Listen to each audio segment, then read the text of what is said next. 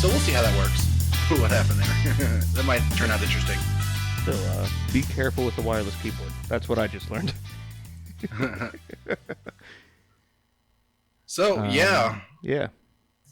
This is the Higher Minds podcast. I'm Papa Darby. I'm Scott. How are you? Things good? I'm fine. Yeah. You got the kids this weekend? Kids this weekend? Yeah, they're in their rooms letting Dad record because this is a podcast for dads. Go to your room. I need to get stoned and talk about things. That's exactly what I said to them. They will hear this in like 10 years or something. They'll be like, my dad was such a stoner. And they'll be right. That's what he was doing when he used to send us to our room? And at night. And during the day. And when he was cooking. And when he wasn't cooking. So that's why Dad always smelled funny. Oh, I'm sure. I'm sure they recognize it right by now. I'm sure. Your daughter's old enough. She's getting to that age where if she doesn't already, she's going to figure it out soon. Yeah, for sure. Absolutely. So anyway, today's topic, kind of a heavy topic. Very, very depthy. Yeah, we went dark again. Yeah. Yeah, the TV good guys, it was too much for you. You couldn't have something I couldn't even nice. You had to go fucking dark. I did. I couldn't even do that. Actually, this is my idea. I'm not this was mine. This was my topic. It was. That's true. we were going to do something else, but we decided to switch it last minute, which is fine. I mean, there's plenty of information easily accessible for both topics, so we'll probably do the other one next week. Yeah, we'll circle back to that one. What is today's topic? Today's topic is the Ruby Ridge Raid. Ruby Ridge Raid. What is that? That was when the government set up a guy and then killed some of his family and never actually charged the guy with what they set him up for. Yep. Well, he did. And he did have to pay a fine and did have time served, but that charge was forced. I think it was coerced. And yeah. So, but off the top, it's a pretty fucked up situation. It really is. This guy got railroaded for sure and lost family because of it. But up front, I want to say that Ruby Ridge is famously known as a white nationalist and supremacist and anarchist kind of Alamo. One, I want to point out there's a difference between white supremacy and anarchy. Scott can tell you more about that if he wants. And a quarter of this show is not white. Both of us are against any supremacy of any kind, and we're anti-racist. He's anti-government. Fuck supremacists, fuck white nationalism, and fuck nationalism as a whole. Anyway, so I just wanted to get that off. This is not a call to any sort of white supremacy or any supremacy, but this is simply a story that the government, they fucked up. Yeah. The show is 3/4 white, but we're not like white. No. Yeah. None of us have anything to do with anything that, how do I say it? Anything that is, the people who claim this as an incident, we are not involved in those people. No. And really, Randy Weaver wasn't really involved with those people either. He was more involved than I was. Well, yeah, obviously, but but from what I've read and everything, he was hanging out with that group because they had mutual friends, kind of a situation, and mutual ideals, and not all of his ideas matched, but they did have some interlapping ideas. Right, yeah. Yeah, but he wasn't a fucking burn the cross kind of Heil Hitler kind of guy, I don't think. No, he was racist, so, fuck him for that. But you know what? I'll get into it later and what he says about his own personal racism. It's toxic, but not of that kind. Anyway, yeah, we'll get into it. So I guess I'll start because I did his life and lead up to the incident. Yeah. Yeah, you can do that. I got a full timeline starting basically from when he entered the army until after the trial and everything. So Okay. Yeah, I read a lot of that, and yeah, I didn't include those in my notes. But yeah, so I'll start. So most of the information that I gleaned is from Wikipedia and Britannica.com. Wanted to give the sources first. So that's Randall, funny because I stumbled upon Britannica while I was researching this shit too. it had some pretty decent information. I don't know if I've ever used them before. I just happened to. They came up in my search. Really? No, yeah, I've used them a couple of times Mhm. in a couple of the episodes. Hmm. Yeah. So anyway, Anyways, I didn't mean to interrupt. no, you're fine. Randall Claude Weaver. He was born on January 3rd in 1948. He had two religious parents named Clarence and Wilma. Wilma. That's an old name. Yes, it is. His grandmother was probably, I think his mother was probably a cave woman. She was probably really old. Anyway, Had so a husband named Fred. yeah. Well, this time it's Clarence, but yeah, Clarence was the. I hear a door in the background and a boy walking out. Damn boy. Boy, he's I think he's getting something from the Get fridge. back in your room, boy. he did walk out covering his ears like he's not supposed to hear all this, which he's not. But anyway, Why did you send them to their rooms instead of you just recording in your room and giving them the living room or whatever? because this is where my office is. This is my studio right here. And I'm sure they can hear everything anyway. But anyway, so while getting good grades, his family moved him from church to church, searching for a properly rigorous religious doctrine. So his parents didn't find enough, rigor in baptism, Episcopalianism, all of the really, really, really religious sects. So at the age of 11, he declared his faith for Jesus Chist. Is that it? Chist? Jesus Chist. Anyway, while in school, he earned decent grades and played basketball. I don't think you're nearly as funny as you think you are sometimes. I am. Yes, I am. Anyway, so while in school, he earned decent grades and played baseball and football. At the age of 20, he dropped out of college to join the army. He joined in 1968 at the height of the Vietnam War. He was stationed at Fort Bragg, North Carolina, where he was assigned to Special Forces. However, there seems to be some question about whether or not he was actually assigned to Special Forces. The insignia... Yeah, I couldn't find a definitive answer on that either. Yeah. Some things I was reading says that he was just an army engineer. Some things were saying he was a fucking Green Beret. Like, I think maybe... I have no idea what the hell he did. touted... My opinion is that he touted his record a little more than he should have, than what was true. But the insignia on his uniform from contemporary pictures were that of a private first class and not of special forces qualified. Right, yeah, that's what I had seen too. But everybody seems to agree that he was a former Army engineer. Yeah, at the very least, he had Army training of some sort. Right. Well, and specifically engineering training. Like he was a logician. Okay. He could figure shit out.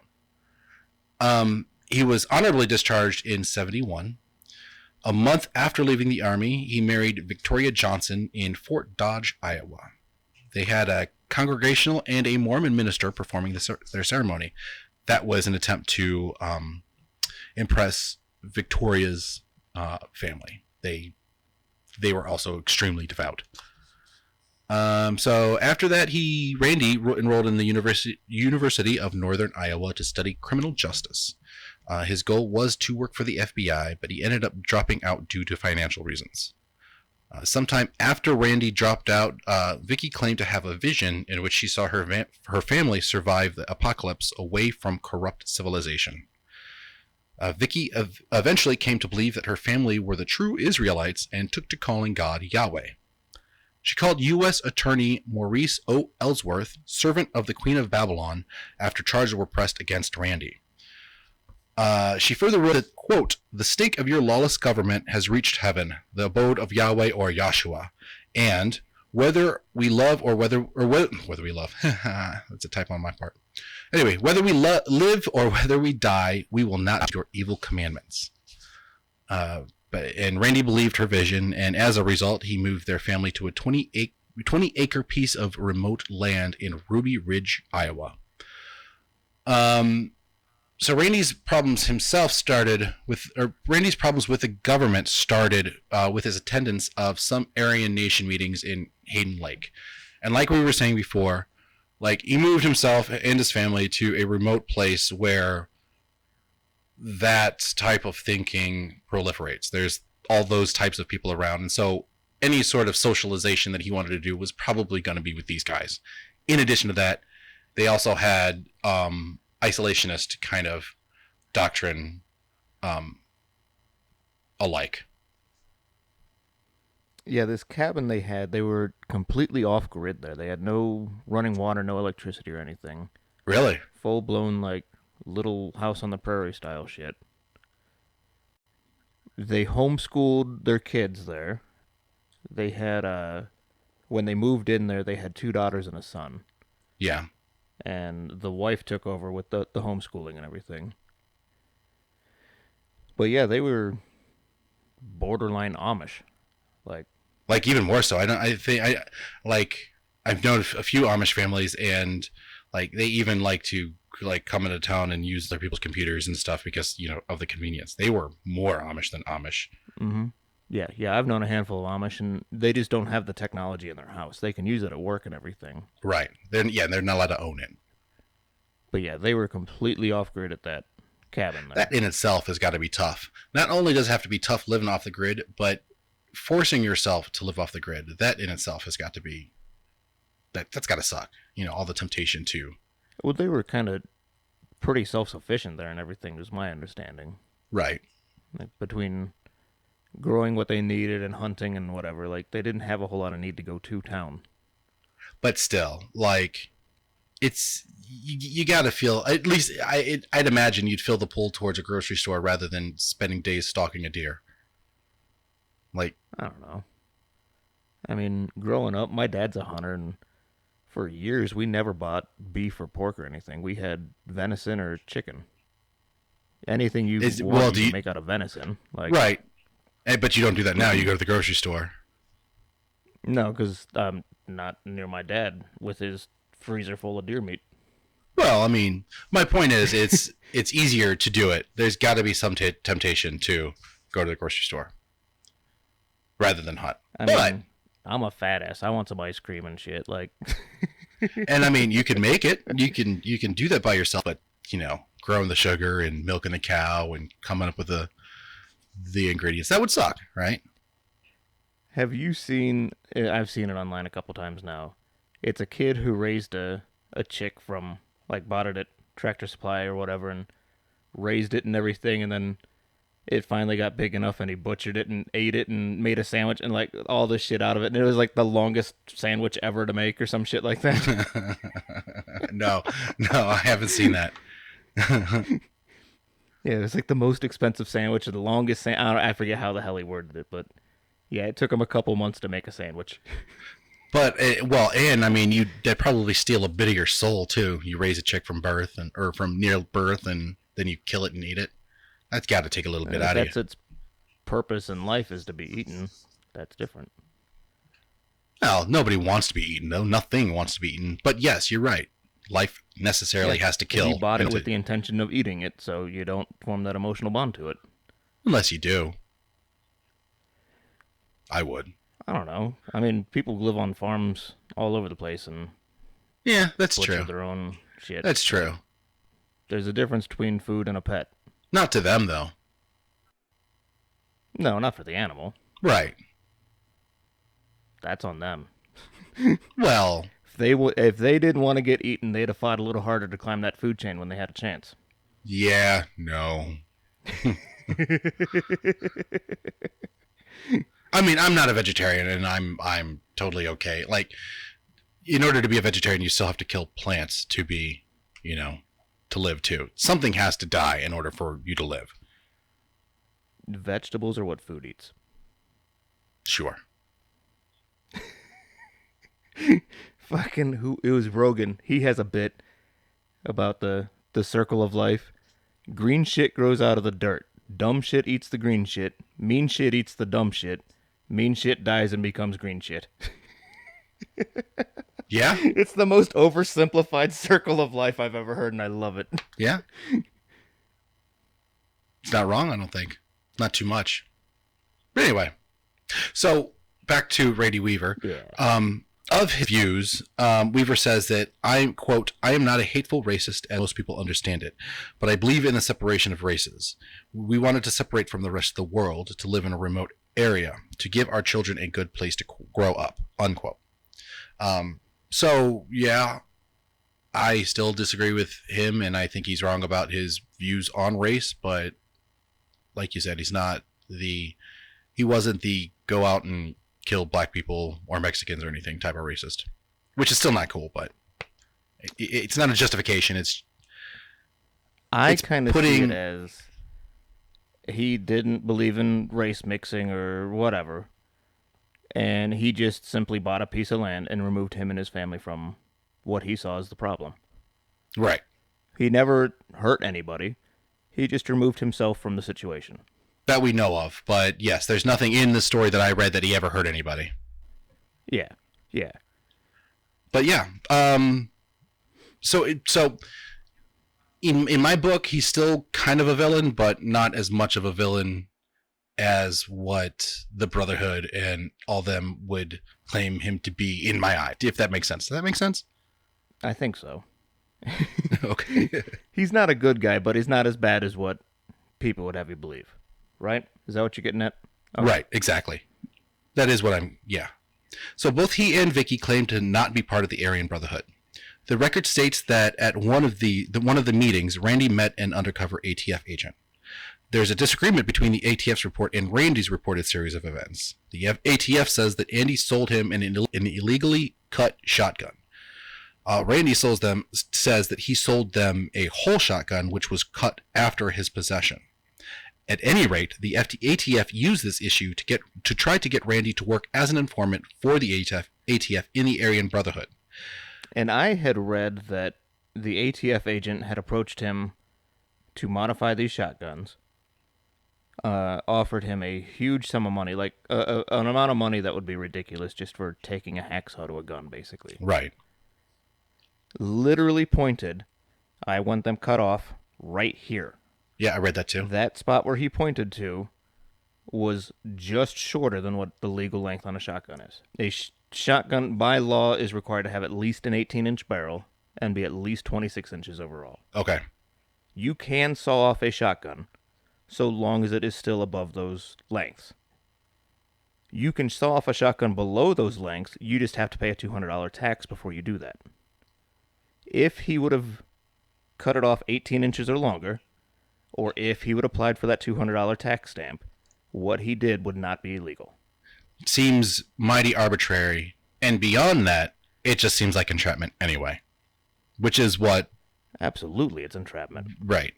Which is what everybody argues with, or argues that this is entrapment. And the only reason that he ever was approached and got into trouble was that, one, his views were significantly softer than the rest of the Aryan Brotherhood, so that they felt that he could be flipped in such a way. And two, they just wanted to use it so they could surveil the Aryan Brotherhood, which, in my opinion, I think that all terrorist groups should be surveilled.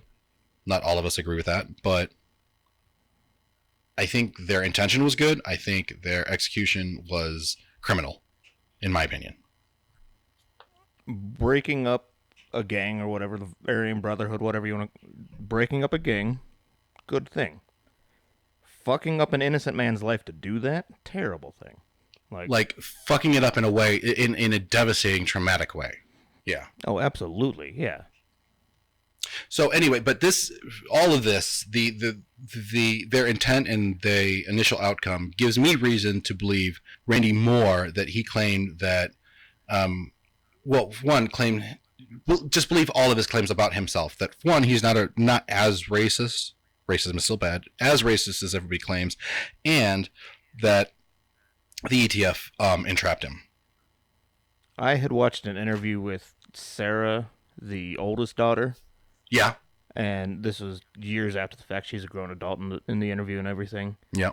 And she said that her father wasn't into that sort of thing. Like, might have been somewhat racist, but not to the degree that they were. And when the ATF agents asked them to work with them to get these guys, he saw that as snitching, and he wasn't a snitch kind of situation. Right. So he just straight up refused to help them with it. Right. I mean, he was a vet. He knew what the government could do, what they did do, and he didn't want to be part of it. Mm-hmm. Whether or not he was supporting the Aryan Brotherhood or not, he was basically telling the government, go do your own fucking job. I'm not going to do it for you. Right. Yeah, the way his daughter described it, it seemed like it was just that he wasn't going to snitch on somebody else just to save his own ass or whatever. Like, he wasn't going to roll over on people. Right. And he probably had a personal grudge against some of the officers because, well, they were clearly assholes about this. Oh, yeah. Whether or not they were to his face, the overall story is them being an asshole the entire time. Yeah. But yeah, so he refused and was subsequently charged with something relating to the short-barreled shotgun. Did you get the actual what the charge read? I didn't. I couldn't find that. I just seen that they had indicted him on federal firearms charges. Yeah, that's basically all I got. Basically manufacturing a sawed-off shotgun, essentially. Yeah. But, so what happened is he was going through the rigmarole and, complying with everything. They sent him a court date notice, and the notice was mistakenly printed for, I want to say March 20th, and the actual date that they told him, or the actual date of the court or something like that, was sometime later. Before that, though, federal agents had arrested him and his wife at gunpoint as they were coming down the mountain for supplies, and jailed him overnight until he posted bail. That was a couple days before the letter was sent to him. The actual date of the case was supposed to be February 20th, but the paperwork said March 20th. Okay, so he was supposed to show up. Fucked up the month on it somehow, and quote unquote somehow. A typo ruined this guy's life. I really don't think it was an accident. Oh, I don't think so. No. It's my opinion that the government and intentionally fucked up the court in order to put more pressure on him. To punish him for not snitching, basically, is what I believe. Right. Yeah, exactly. And so because of that, he was charged with missing a court date, and a warrant was issued for his arrest. And at this point, that's when they started using SWAT-like tactics to surveil and ultimately lay siege to the Weaver home. Yeah, they held up in that cabin for, I've read, anywhere from 16 to 18 months. So they were pretty fucking self-sufficient up there. Yeah. I heard, you mean the siege itself? I heard it was 11 days from from that initial where the dogs were barking? From when they had initially arrested him and everything. Oh. Until when the raid was. Right. So I'm sure the government itself was getting antsy and, thinking that they can't control this guy, what leverage possibly have this guy so they can control this guy. And there just was none. Yeah. Which is why they ended up going and ultimately surveilling the house like the fucking CIA. And during that time, they had another daughter, too. Right. So they had... While they were up there again. 3 girls, an infant at the time of the siege, and the oldest was the 14-year-old son, right? No, the son was 14. They had a 16-year-old daughter. Oh, okay. That was Sarah, the one that was in the interview. Oh, okay. And then they had also kind of sort of adopted a guy. Kevin? I don't know how you would... Yeah, they had taken in Kevin Harris, who was fatherless and troubled teen and everything, and they just kind of took him in, and he worked up there on the mountain with them and helped out around the house and shit, I guess. Yeah, I didn't read too much into him. The only thing I got from his story was that he was a quote-unquote family friend. Right. Yeah, but from what I had read, they had kind of taken him in. He'd had nowhere else to go, kind of situation. So this leads us up to the siege, and I believe Scott has that timeline. March 4th, 92.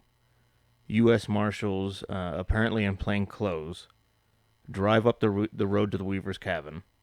They're stopped at gunpoint by Randy, who informs them they're trespassing on private property, and they leave. So at this point, I don't know if Randy knew that they were U.S. Marshals or if they were just a car full of people driving up on his land. But he came out to him with a firearm and told him it's private property, they're trespassing, fuck off kind of thing. Yep. August the 17th, U.S. Marshals Special Operations Group, SOG, set up a command post and begin active surveillance of the Weaver property. August 21st, an armed three-man SOG team snooping around the property when the Weaver's dog begins to bark at them. So the dog takes off down to the woods and everything. This is August 17th, you said? This is August 21st. August 21st. So this March, August April. 17th is when the surveillance started. And this was because of the warrant for his arrest. So we're talking about March, April, May, June, July, August. So this 5 months later, they do this.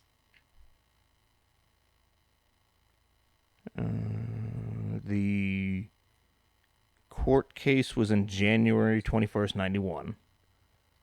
And we are up to August of 92. Right. But that when he got charged for that court date that they accidentally messed up, that's 5 months after that happened. And that's why that's the reason on paper officially that they are surveilling him at this point. Right. Yeah, they had a warrant for his arrest for missing a court date, basically. Yeah. So their dog starts barking at these agents that are hiding out in the woods, snooping on them. Runs off into the woods, barking and everything. The Weavers leave the cabin to investigate. Kevin Harris and Sammy Weaver, that's the kid they took in, and their son, come within a few yards of Agent William Deegan. He points a gun at them and reportedly shouts, "Stop, U.S. Marshals." Harris responded by fatally shooting Deegan. Marshal Larry Cooper fires 3 times at Harris. A third nearby Marshal, Arthur Roderick, shot and killed the Weaver's dog, fearing it would give away their position. Because all the gunshots haven't already given away their position, right? Well, and they've already been spotted anyway. Right. So he shoots the fucking dog. After shooting the dog, Sammy Weaver, the 14-year-old son, fires at the Marshal, kind of like a "you shot my dog, you asshole" situation, I bet. That'd be hard to not do. You shoot my dog, I'm going to shoot you back. Especially if I have a gun right there in my hand. Cooper then fires at Sammy, hitting him in the elbow and then the back, killing the 14-year-old kid. Harris retreats to the cabin. By nightfall, Ruby Ridge is crawling with agents from the U.S. Marshal's Office, the county, the U.S. Border Patrol, the state police, and the FBI, along with the Idaho National Guard, are all there by nightfall. Wow. August 22nd, the FBI revises its rules of engagement to allow it to fire on any male that they see out in the open. So by comparison, the U.S. military, you have to be fired upon before you can fire back. These were just open orders to shoot any man that they see out in the open. Well, and they just willy-nilly revised the rules of engagement for this situation to, suit themselves. Mm-hmm. And I've heard stuff from people who were there on the scene and everything. And they got these rules of engagement, and they're like, "Are you serious? Like, this is the most lenient rules of engagement we've ever seen." Kill all the men. It's basically Native American rules. Essentially, I mean, this is going back old school. Kill any fighting age man, and I don't know, it's fucked up. Yep. By this point, a crowd of spectators, activists, and protesters begin gathering on Ruby Ridge. Television crews and everything have started to set up camp. The Weavers leave their cabin to go to a nearby shed where they had moved Sammy's body to. While Randy is out there looking over the body of his now dead son, he gets shot by a sniper. Yeah, he gets shot by sniper Lon Horiuchi, I believe. Hitting him in the right arm. Horiuchi or Horiyuki, something like that. Yeah. Horiyuki? Okay, yeah, something. So he gets shot in the arm by a sniper. They run back into the cabin. Vicky, his wife, is standing in the doorway to the cabin, holding their 10-month-old infant, when she is shot in the face by a sniper, killing her instantly. So now his son, his wife, and his dog are all dead, and he's shot himself. Oh, Kevin is shot too. And Kevin is shot as well. Yeah. Wait, Kevin was killed there, right? They have a 16-year-old daughter. Say that again. Kevin was killed? No, Kevin didn't die. Oh, okay. He had just been shot. So Kevin and Randy are both shot. Not dead, though. The wife, the son, and the dog are shot and killed. 2 daughters and then an infant are still alive then. Right. So 3 girls. How the hell a trained sniper accidentally shoots a woman in the face through a scope is beyond me. While she's holding a baby. Right. Like, she's not holding the baby on the back. She's, holding the baby. Yep. Anybody who has ever shot a rifle ever knows that, like, it's not that fucking difficult to determine who's who through a scope. They're pretty fucking clear. Yeah. In fact, they go... It's not an old fucking timey pirate scope or some shit. No, and I mean, they went through... They've gone through training, to avoid shooting women with babies. Yeah. I think that's like one of the first classes. I mean, that's the fucking paper targets, isn't it? The ones that you're not supposed to shoot are usually fucking women. Something like that, yeah. Yeah. Kids, shit like that, yeah. You got the bad guy in black with the fucking woman or kid hostage. You don't shoot the woman or the kid hostage. Yeah. I hope he feels bad about that for the rest of his life. I hope that fucking eats him alive every night when he's trying to sleep. He'll never get punished criminally for that because cops are allowed to kill whoever they want. Yeah. No, because he has a fucking badge on his chest. Yeah. Anyway, especially under those rules of engagement. August 23rd. Agents are in the process of destroying outbuildings on the property when they discover Sammy Weaver's body, the 14-year-old kid that they had shot a couple days ago. August 24th, FBI negotiator calls out to the Weavers asking Vicky, who they don't realize has been shot, because the guy who shot her through the scope kept his fucking mouth shut. You knew that he shot her. Anyways, they call out to Vicky asking if she'd like her children to come out for pancakes. That interview I'd watched with Sarah Weaver, the oldest daughter, stated that was kind of like rubbing salt on the wound, insult to injury kind of situation. Oh yeah, Randy thought that they were taunting him. He thought that they knew that they killed her and was just fucking with him anyway. Well, whoever pulled that trigger knew that he killed her. You shoot somebody in the head through a scope, you know that you shot somebody in the head through a scope. Like, yeah. Whoever pulled that trigger knew he did it. He just didn't tell people when he got back that he had done it, or whatever the situation was. They had attempted to send a robot to them to make a phone call. Randy warned that if they sent the robot, he would shoot it, though. He was done fucking around. I mean, at this point, for all he knows, that fucking robot has a bomb strapped to it or some shit. Like, it may have. In his world, the government is just out to destroy his life at this point. Which they are. Yeah. Like, the people in charge of that site actually decided to destroy his life with this. Yeah. Yeah, they sent a robot up there with a phone, and I assume he just thought it was a joke. Like, it wasn't a real phone or whatever. He was going to destroy that robot before they could blow it up and kill the rest of his family or whatever. I'm guessing. That's what I would think. There is that one recorded instance of... So there was that sniper, I want to say in Dallas, somewhere in Texas, who was sitting there sniping off cops, and they ended up sending a robot with a bomb on it and blew him up. Did they? I haven't heard of that one. That was in the last few years. August the 28th, the FBI allows Colonel Bo Gritz, a decorated Vietnam vet associated with right-wing causes, up to Ruby Ridge to negotiate a surrender. August 31st, Kevin Harris, the one that they had taken in when he was a teenager that had been shot earlier with Sammy, he surrenders to get desperately needed medical attention. After a little while later, Randy had been promised representation by famed defense lawyer Jerry Spence, and then the Weavers surrendered to federal authorities at that point. They go to trial April the 14th. Randy Weaver and Kevin Harris appear in federal courthouse in Boise.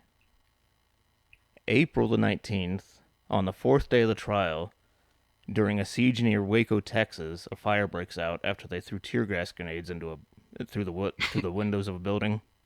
80 men, women, and children were killed in that fire. Jurors in the Weaver trial are told to ignore that incident. So here's another case of government going way above and beyond what was necessary, killing innocent people, and then the jurors are told, just ignore that. That's not related. That's not the same problem that we're dealing with here. Yeah. Pay no attention to the man behind the curtain. Exactly. Although there is and has been ongoing dispute as to who actually set those fires. I think I would maybe believe that dispute if they hadn't sent fucking tanks into that place too. So yeah, whether or not, or whoever set the fires, I mean, it was a cult. David Koresh did need to be stopped. It was going to Jonestown style. However, the government, they way overstepped. They did the exact wrong thing again. Mm-hmm.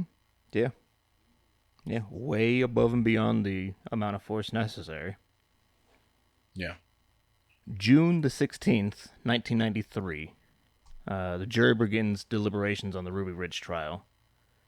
July the 8th, after a lengthy deliberation, the jury acquits Harrison Weaver of all charges relating to the murder of Agent Deegan.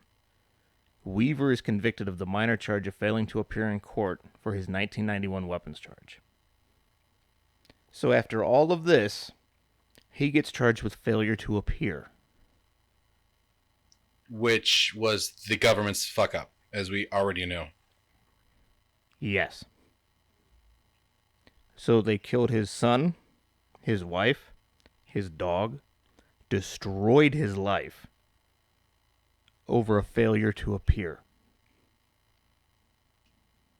Right. Well, more so over his resistance to their role.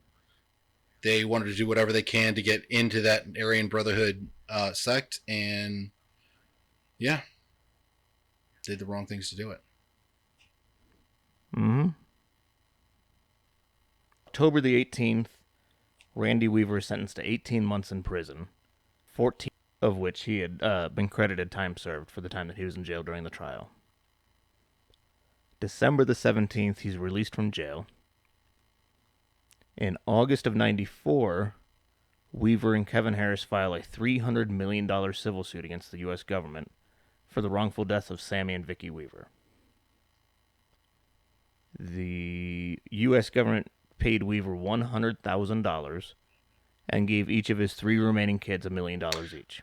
But before they did that, they obviously fought it and refused to do it, saying that they wouldn't pay out to somebody who killed a U.S. Marshal. There was a U.S. Marshal that was killed, but still. He lost, right, almost half of his family for something that they fucked up on. In 1997, District Attorney of Boundary County charges FBI sniper Lon Horiuchi. How'd you say that earlier? Horiuchi? Okay, Horiuchi. With involuntary manslaughter in connection to the death of Vicky Weaver. June 5th, 2001, the Ninth Court of Appeals allows prosecution to go forward against Lon Horiuchi, holding that federal agents are not necessarily immune to state prosecution. That was June 5th. June the 14th, Boundary County prosecutors drop involuntary manslaughter charges against Lon in connection with the shooting of Vicky Weaver. Because wearing a badge in blue, gives you a license to kill. Exactly. Good stuff. Good stuff. So because of a setup on the sawed-off shotguns and a quote-unquote error in the letter that they sent them, 2 innocent people, a dog, and a Fed have been killed. 3 little girls grew up without a mom or a brother. Guy had his life ruined, lost his wife, lost his son, months in jail with murderers and rapists.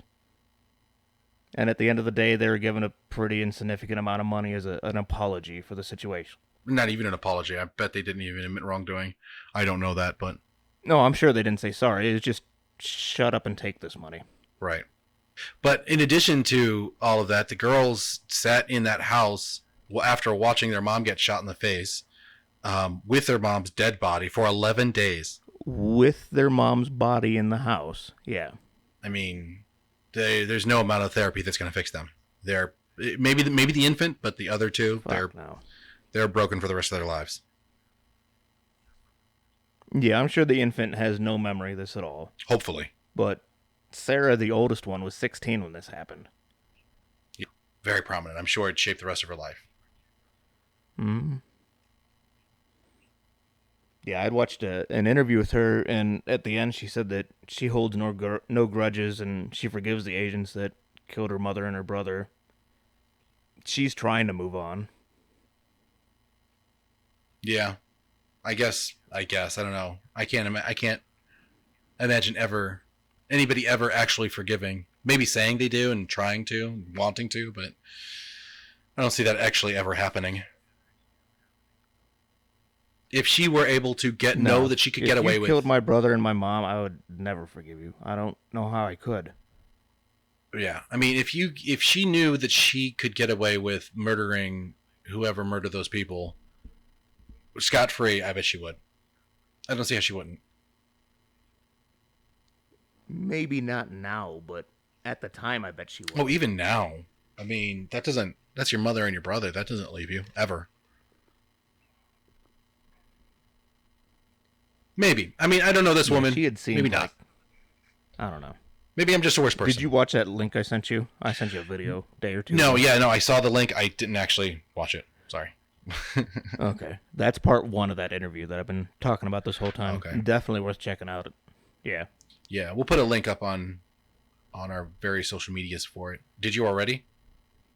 No, I haven't. I usually like to wait till Wednesday or Thursday when the episodes drop to put shit out there. Okay.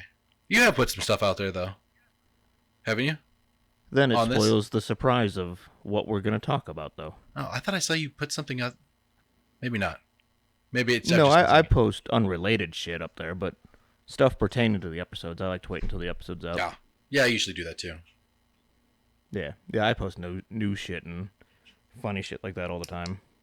Yeah. Anyway, so what are you smoking on today? What do I got here? This is lemon squeezy sugar. You still got that lemon squeezy, huh? It's good shit. Is that a new stuff, or did you go? I don't know how. I had never had this one before. I have no idea what it is, but it's good shit. It's got a good taste. It's got a good high. I just picked up another gram of the Golden Goat Live Sugar yesterday too. They still had some left when I went yesterday, so I picked up another one. Some proper wax, not evaporated in the sun or whatever. Leaky? No, this was some of that, but it's not as leaky and messy as the last one I got. I don't know what the fuck happened, but it was still on sale, so fuck yeah. Cool. I'm losing my earpiece here. What are you smoking on this week? Not because you got the kids. Well, when they're not around, but it's Ziploc bag stuff is what it is. Oh, good old Ohio shit. Still in Ohio, yeah. Although it was pretty good this time. I don't know what it was, but it tasted like dispensary quality stuff. I mean, we do have medical here, so yeah, I'm sure there's some people that get dispensary stuff. And it tasted like it. It was great. It was really good. I had some chocolate charm on Friday. Purple as fuck. It was good shit. Yeah? Did you get pictures? Do you still have some? No, it was just a pre-roll. Oh, It was good though. H&K got a badass new gazebo. they got a So gazebo? we sat out there and shot the shit and passed the joint. It was a good time. Nice. It takes up like their entire deck. Is it in that little gazebo area? No, it's on that main area on their deck, like right when you walk out the back door. Oh, okay. Yeah, Man, I it's can't like wait to come a out there metal again. frame with the canvas and mosquito netting and everything. It's fucking nice. Cool. Cool. So yeah. Yeah, our we sat out there and stunk up the whole neighborhood for a little bit Friday night. they got some cool neighbors though. I don't think there's too many kids around. There are some kids around, I think, right? I don't really remember. I don't know if I've ever seen a kid in that neighborhood. Oh, hey. Yawn. I think I saw a was kid that? across the street. It was yawn. I just yawned. I was gonna cut it out, but maybe I won't now. Since we're talking about it. Since we brought it up. But yeah. So yeah, we have our listenership keeps on trickling upward. So that's good. Thank you guys for listening. That's very cool. Keep on listening. And if you want to know or say or be a part of anything, email us. What is our email address? We're at highermindspodcast@gmail.com. highermindspodcast@gmail.com. Are there any other ways to get a hold of us? We are at highermindspodcast.com. highermindspodcast.com. Facebook. We're on Facebook. Twitter. And Twitter. Instagram. And where can you hear us at? You can hear us on SoundCloud. SoundCloud. We're on Stitcher. And we've been uploading things to YouTube. So you can hear us on those 3 platforms. I like the way you're doing the YouTube videos recently too. Those are coming out cool. Oh, thank you. Yeah, so we've had at least one request, well, at least one online request, and several, face-to-face requests to put video up. So we're thinking about that. We have no plans other than doing it eventually. So I don't know. Look for that eventually. I don't know what else to say about it. Yeah, we both have professional private lives, and the shit we talk about and say and do might not be the best thing to fucking promote with our personal private lives. Right. Since we are politicians and heads of state and make decisions about what the CIA does and shit. I'm kind of surprised we haven't been suicided yet. Well, see, everybody else saved us because everybody had a fucking show on Epstein. Everybody did. So just like the whole Area 51 thing, they can't kill all of us. They can. I also saved our asses by posting that Scott and I are both super happy and have no desire to stop doing what we're doing. Yeah. I mean, so I'm going to smoke and learn shit anyways. I might as well talk about it after I do it. So. Yeah. So anyway, I don't know. Anything else? That covers what I had here. That's what I got. I didn't dig into what the fuck Randy Weaver's doing nowadays, did you? No, I didn't. I'm sure it'd be super hard to find considering that he was a devout survivalist or isolationist. Yeah, I'm pretty sure if he wants to go off grid, he can and just ghost. Yeah. He was also born in his late 40s, so it's not like he has a Facebook and shit. Well, his Facebook profile says on vac, see you later. Does he really have a Facebook? Or are you just talking out your ass? I just made that shit up.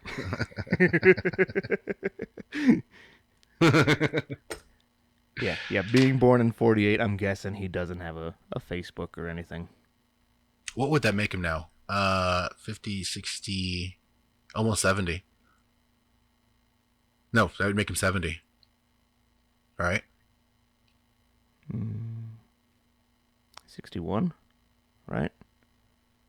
48? I smoke too much to 2019? do fucking math right now. It'll be 71. He's 71 this year. 71? 71? Okay. Yeah, he was born January 3rd, so he's 71. Yeah. Sorry for all that shit, Mr. Weaver. I doubt he listens to podcasts. Maybe he does. Yeah. Fuck you, Aryan Brotherhood. Wife and son. Yeah. Yeah, sorry about them. They suck. Or that sucks. They don't suck. But choose your friends more wisely, too. Don't hang out with the Aryan Brotherhood. You know, I guess that comes down to what our moms always told us when we were little about be careful who you hang out with. I mean... I'm sorry. That was terrible. No. I mean, it's entirely true. It just sucks that it's true. It was a terrible joke. Well... Yes, okay. It was a terrible joke. But as a lesson... it is true. It's true, but it sucks that it's true. You hang out with. Everybody, even no matter what... Well, not no matter what bad things they did.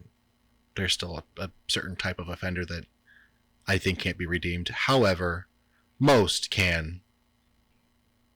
And I don't know, everybody deserves a chance at redemption. Not everybody. Most people. I mean, it's not even redemption. Like, he literally did nothing wrong. No, not him. I'm talking about the whole friends thing. Choose your friends wisely. No. Oh, yeah. No, I don't think he did any... Well, I didn't read anything that he did that deserves redemption. Even the illegal sale of a firearm, in my opinion, is not a moral sin. No, it's 18 inches is an arbitrary number thought up by somebody wearing a tie. Yeah, I mean, what the fuck does that mean? There's nothing morally or inherently bad about cutting something a half inch or an inch or fucking 5 inches shorter than what a piece of paper says you should be allowed to. No. But be careful who you sell things to. By no means does that justify fucking 4 lives. No, it does not. And I mean, be careful who you do business with. If the deal seems too good to be true, it is. It most certainly is. Yeah. All comes down to never trust anybody. Yep. And you're only ever truly rewarded for actual hard work. So I trust 2 men in this world. One owns me, and the other isn't you. Name that movie. I don't know, but is it Jesus? Jesus Chist? It is not Jesus. No. It is not Jesus Christ. Oh, is that how you pronounce it? It's not Chist or Trist or something? Christ. Religious jokes. Fucking call back to a bad joke an hour ago. Oh, that's why you guys listen. If you want to hear more religious jokes, tune into next week's episode. Oh my god, it's going to be a riot. What are we doing next week? I don't know yet. For sure. Do we know for sure? Fucking fail. You should have Pinky in the Brained it, dude. Same thing we do every week. Try to take over the world. Actually, let's do that again. Go ahead. And what are we doing next week? Same thing we do every week, Scott. Try to take over the world. That'd have been awesome if we did that the first time. That would have been. See? Yeah, we need a video chat. We did the video chat the one episode, and it flowed very... That was the Epstein episode, wasn't it? Yeah, I think so. Yeah, and that one flowed really well. So we'll do it again. We'll get this together. My laptop has seemingly forgot that it has a built-in webcam and it doesn't work anymore. So, well, maybe if your laptop wasn't a stoner. Who the fuck knows? Yeah, it's probably what it is. Yeah, it's from smoking and researching. It gets a contact high and fucking webcam quits working. I don't know what I'm talking it's about. It's a perfect example of what happens to you if you listen to this podcast. You learn stuff and get high at the same time. And then quit working. Because you don't have to, because you're already stoned and know stuff. So that's what the goal of working was anyway. Yay. Yeah. This has been the Higher Minds podcast. Higher Minds Podcast. I'm Papa Darby. And I'm Scott. Deuces. Deuces.